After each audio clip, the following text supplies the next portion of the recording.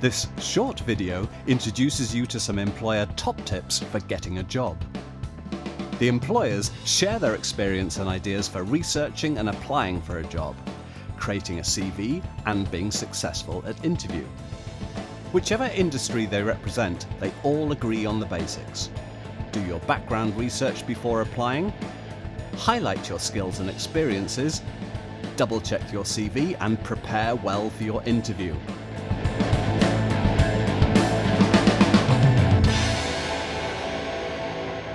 Let's hear what they say.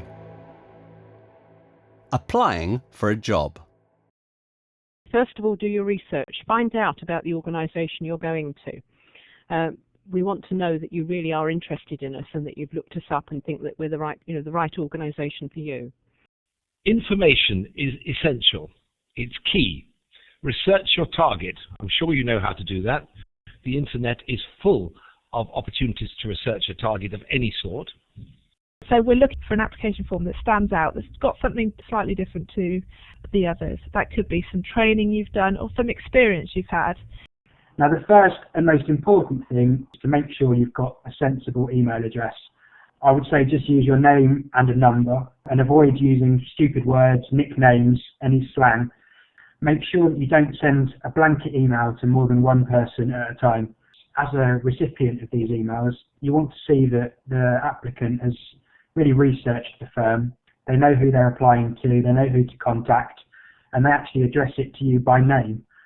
When you're completing your application form, ensure you use this opportunity to captivate the reader by using sentences, not one-word answers, or using text talk. Use the application to sell yourself.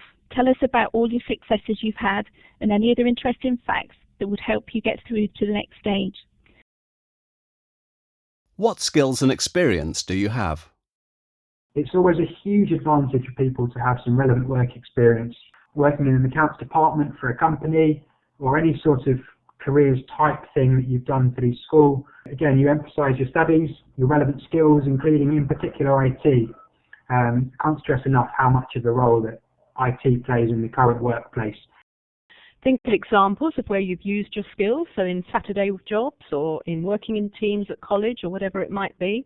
Things like problem solving and initiative, and particularly you'll almost always be asked, I think, about how you work in a team and what your team working is like.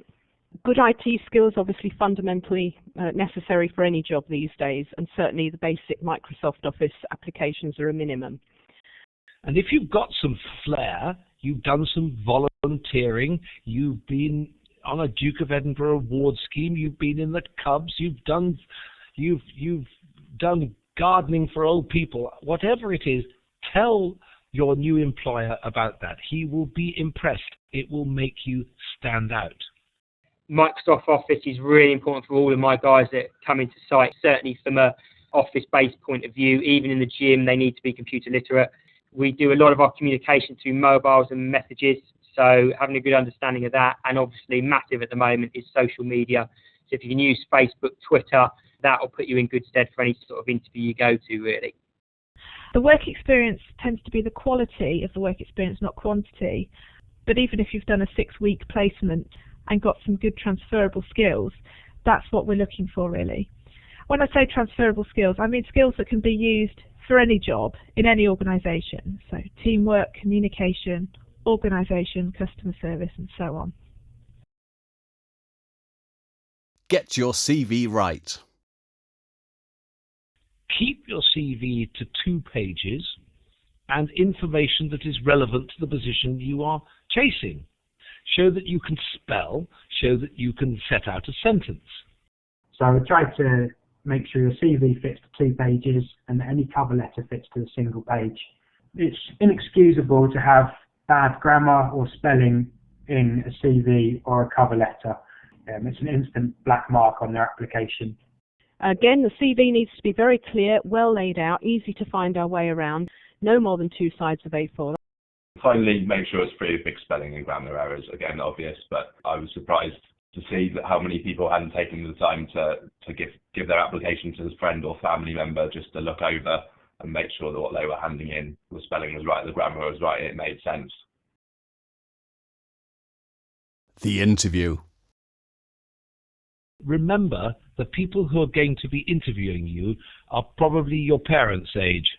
Therefore, you've got to remember they think a bit like your parents. That may not be a welcome thought, but it's worth being prepared for that. Find out the name of the manager who will be interviewing you, then research the section you are being interviewed for. Ensure you arrive on time. Think about what you're going to wear for your interview. Waitrose prides themselves on the appearance of its partners, so ensure you're dressed appropriately for your interview. Interviews are as much about how you present yourself as what you say. So you'd be surprised how many people turn up for an interview, sit across from the table from you, don't look you in the eye, haven't necessarily dressed appropriately, whether that's too formal or not formal enough. Make sure that you are well groomed and you are basically selling yourself. Somebody makes a judgment of you within the first 5 seconds, so you could have the best CV in the world, but if you've come to the interview dressed in jeans and Uggs, for example, it's not going to be the best impression for you.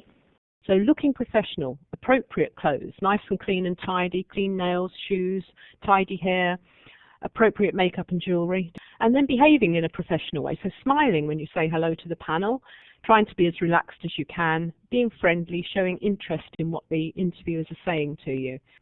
And then finally, leave the interview on a positive note. If you've got questions to ask, make sure they're questions that are about the job, about the organisation, or about your career prospects in the job. Thank the interviewers for their time and say goodbye with a smile and a handshake. And if you do all of those things, I think you stand a really good chance of getting a job with us.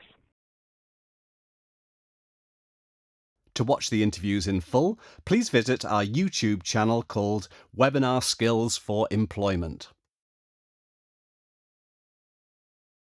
We would like to thank Jisc for funding the project that produced these webinars and to all the people who participated.